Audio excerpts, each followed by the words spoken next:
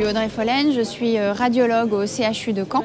Je pratique la radiologie diagnostique mais aussi interventionnelle avec des actes de niveau avancé.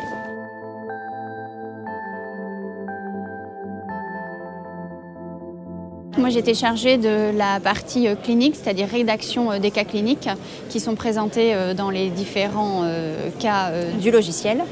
Donc voilà, donc moi c'était vraiment la partie très clinique, très pratique pour une immersion complète dans le monde de la radiologie interventionnelle au quotidien.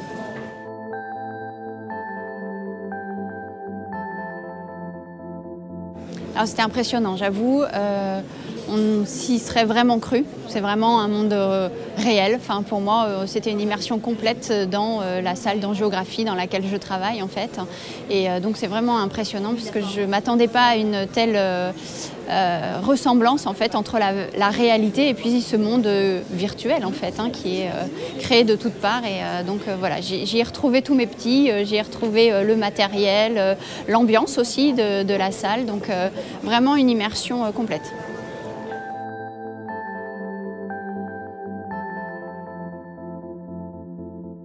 Effectivement, on a fait tester le logiciel notamment à des internes de radiologie. Alors c'était des internes de radiologie qui faisaient du diagnostic et de l'interventionnel, mais pas que en fait, hein. Donc ça c'était très intéressant. Et donc il y en avait qui étaient complètement vierges de toute connaissance de radiologie interventionnelle. Et donc l'idée c'était un petit peu de voir comment ils s'en sortaient avec ce logiciel. Et ils ont vraiment tout de suite accroché. Ça c'était vraiment très intéressant, c'est-à-dire qu'ils ont vraiment voulu rentrer dans le jeu, ils ont tous voulu essayer. Et puis après il y avait cette petite émulation entre les uns et les autres en fait qui est apparue parce qu'en fait il y a quand même un challenge qui est de diminuer au maximum la dose qu'on va délivrer aux patients et donc aussi aux professionnels de santé qui sont présents dans la salle.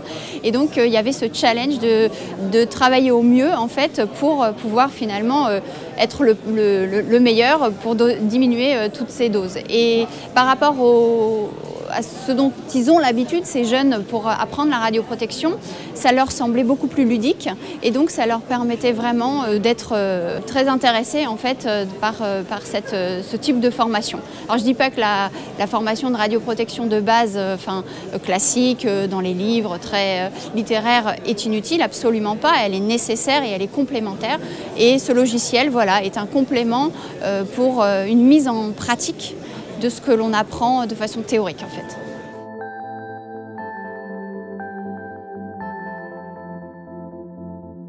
Effectivement, le logiciel EMSIM est délivré sur la plateforme Médicactive.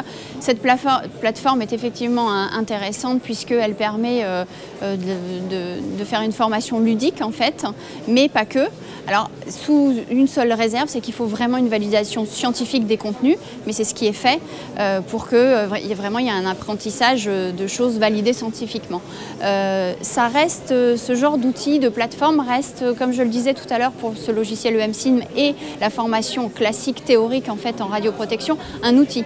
C'est-à-dire qu'on ne peut pas uniquement utiliser cela, mais ça permet donc d'être un outil supplémentaire de formation. Et donc voilà ce que j'y vois comme intérêt déjà. Et puis l'autre partie, c'est que c'est le fait que ce soit ludique en fait, ça permet aux apprenants en fait d'y venir vraiment pas à contre-cœur et peut-être d'y aller un petit peu plus souvent du coup.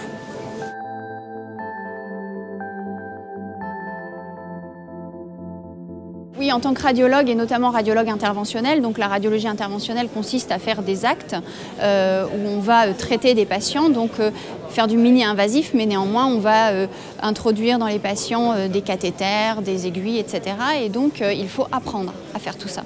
Et donc il y a bien entendu cet adage qui est jamais la première fois sur le patient, et donc il est hors de question de commencer à faire des interventions pour la première fois sur les patients, et donc il faut s'entraîner.